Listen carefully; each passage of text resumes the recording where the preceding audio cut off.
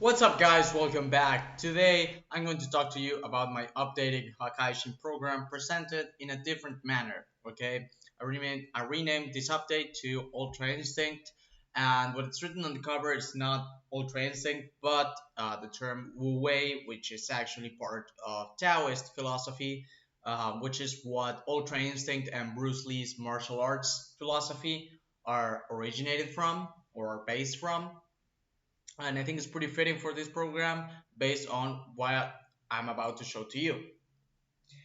So without further delay, okay, we can start with the program. First of all, I'm going to show you the training cycle. It's pretty simple. We have an R1 day, which is rep 1, which means upper body in a low to moderate rep range. Um, R2 meaning a moderate to high rep range. Okay, both are upper body days. Then we have green, which is miscellaneous, and B, which is arms and shoulders. I would do R1, green, blue, and then I would repeat but with R2. And once I finish the last blue one, I will repeat again R1, green, blue, and so on, right? Eventually, right, I would need a rest day because if you're accumulating high quality volume, because this is very important, this program, it's not for just spamming movements like if it didn't matter or in random ways. This is just trying to ensure as much quality uh, as possible, right, on each individual set, but at the same time trying to push as much as possible the quantity, right? It's trying to keep the intensity high and constant, and going from that trying to accumulate as many sets as possible. Okay, that's at least the philosophy that I'm going for with this program. But of course, I'll need rest days to ensure that I'm not overdoing it, and it can be the rest days can be placed in between the arms and shoulders day and the upper body days, either the first one or the second one, or between the upper body days, first one or second one, and the green days, right? The miscellaneous days.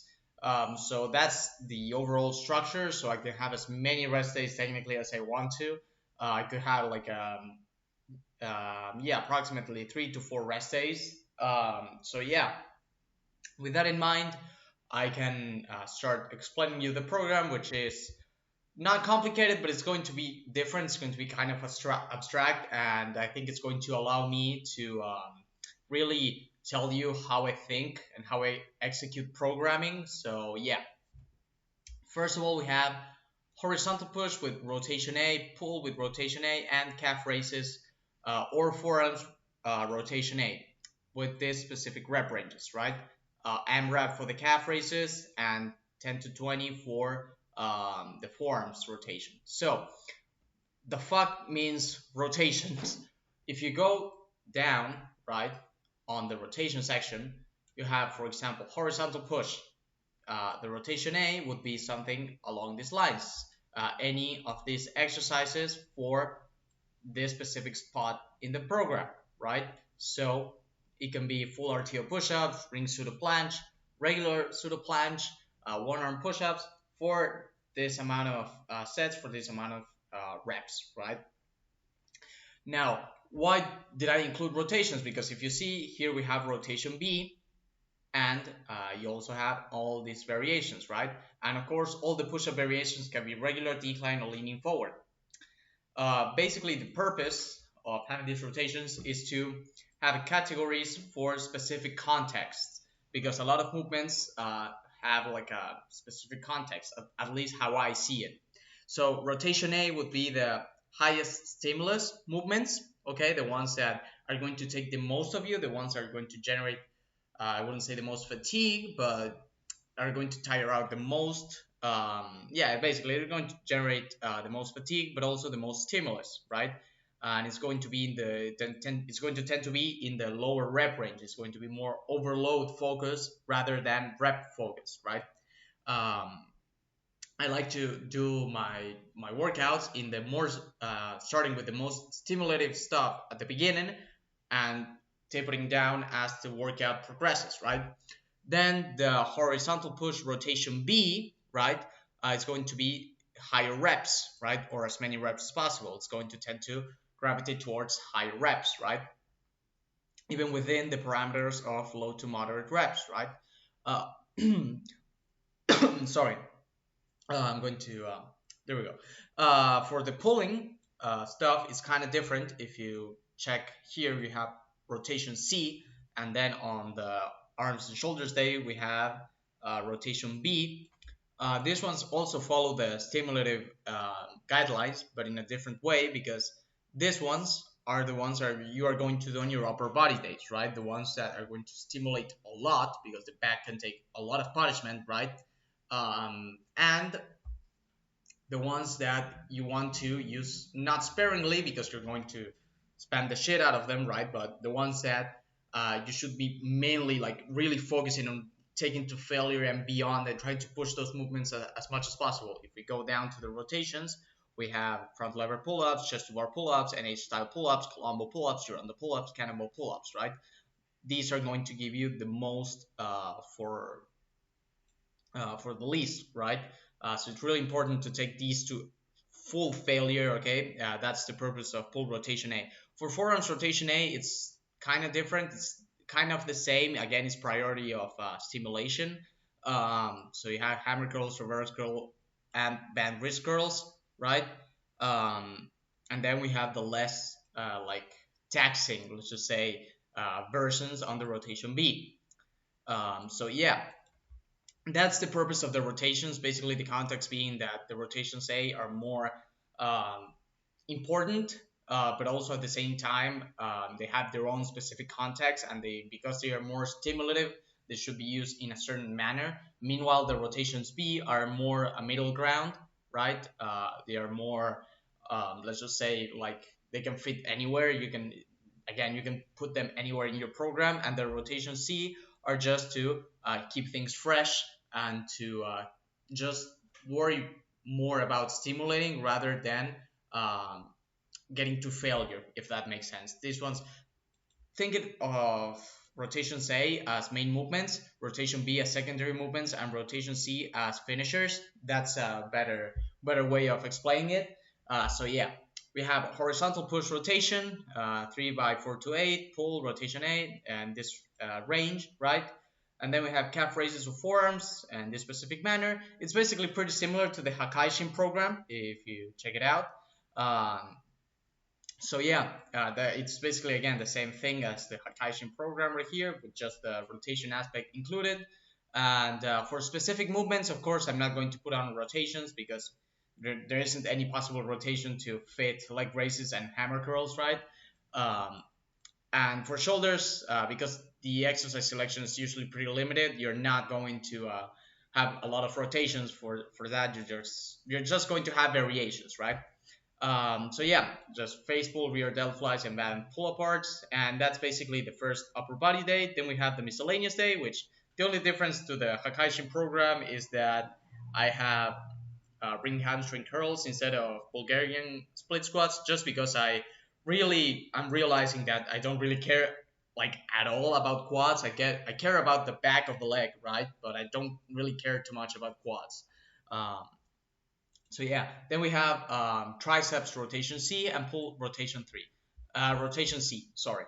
For pulls, rotation C is basically this. By the way, I forgot to explain it. For specific rotations, you have specific limitations to fit the context of the workout. So for rotations A, which are going to be mainly general builders, right, or a little bit lat biased, right, um, you're going to use any of the grips, right, and grip width should be basically in the shoulder width range, so either a little bit upper back biased or a little bit arm biased and lat biased, but not really going any particular way.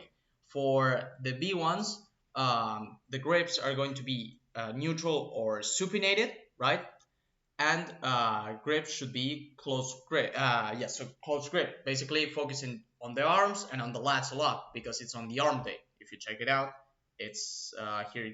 Here it is on the arm day. And then we have the C1, which is mainly for upper back, but also a little bit of back. right? It's a less stimulative version of DA. So it's going to be either neutral or pronated, and grip width should be either wide or medium, right? So you have general, right? You have lat bias, an arm bias, and then we have upper back bias. So you have both the three sides of the spectrum, or you have the extreme A, the middle, extreme B, right? Then for triceps, basically the thought process is these ones are the most stimulative, right? And the ones that are like the ones that you're going to use the most, especially band pushdowns. Ring extensions, I like to use them sparingly because they can tax the tendons a lot. Then as V, we have still stimulatory exercises, but you can spam a little bit more of them. So you have band extensions, one arm pushdowns, chest expander, side extensions, and double band pushdowns. So you basically put a band on top of the pull-up bar, and you grab each side and do pushdowns like that. And then as the C tier, as finishers, or let's just say pump exercises, you have the Gainsborough press and the chest expander side extensions. These ones are pretty versatile. Then we have for the biceps, the most simulating ones are going to be one arm ring curls, and pelican curls. And then ring curls also work as B tier biceps, right, in terms of stimulation. But you also have band curls and banded pelican curls. Um, then for forearms, well, I explained it previously, and that's the rotations. So yeah, we move on to this one. We have banded RDL or good morning, leg raises, pull rotation C, side neck curls. You can see the sets, and I forgot to mention about the cluster sets. I'm going to start including cluster sets. I did row cluster sets yesterday, and ring push-ups cluster set, and my back and chest are just fried. So it was pretty amazing. I'm going to start including them into my program. They're amazing. So yeah. Then we have shoulder work with ring hamstring curls, and triceps rotation C, chest flies, or forearms rotation B. Basically, just to add a little bit more volume onto certain areas that I may not have hit properly. So yeah, that's just an extra spot to fill in with more volume. Then we have the blue day, which is arms and shoulders. It's we start off with a vertical push. Sorry. Again, shoulders do not have a lot of variety, and I wouldn't recommend having a lot of variety for your shoulders unless you have like shoulder issues, right? But in general, you can get away with just 3 exercises, which I'm doing right here. You have a arm slash lat biased pull, and then we have also a triceps rotation A, right? So it would look something like ring pike push-ups, closed grip chin-ups with spinal flexions, so cannonball pull-ups with a supinated grip, and ring extensions, for example. Then we would have triceps rotation B, right, with biceps rotation A. So it would be something like band extensions with pelican curls. I like to follow the heavy or compound stretch and pump guidelines that I outlined in my arms video. Then we have either shoulder work or forearms work. And then we finish off with the pump aspect of the program, or the pump side of the session. And it's going to be band curls, 2 to 4 by 12 to 25, and the same goes with forearms. Either rotation doesn't really matter. And then we get on to the second upper body day, which is going to be moderate to high reps.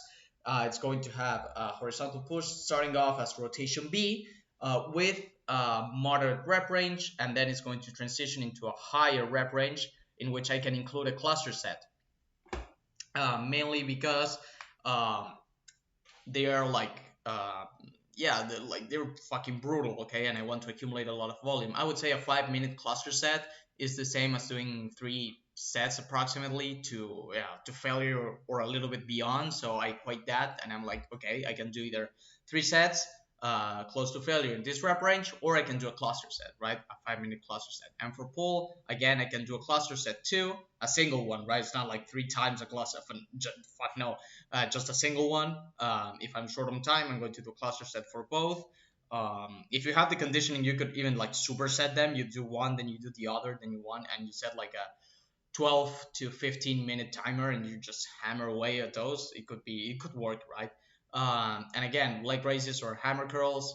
And then we have the isolations, which doesn't change much. And yeah, that's basically it. That's the whole program. I mean, the link is in the description for you to check it out. Leave me your thoughts in the comments below. Tell me what you think. And yeah, thanks for watching, guys.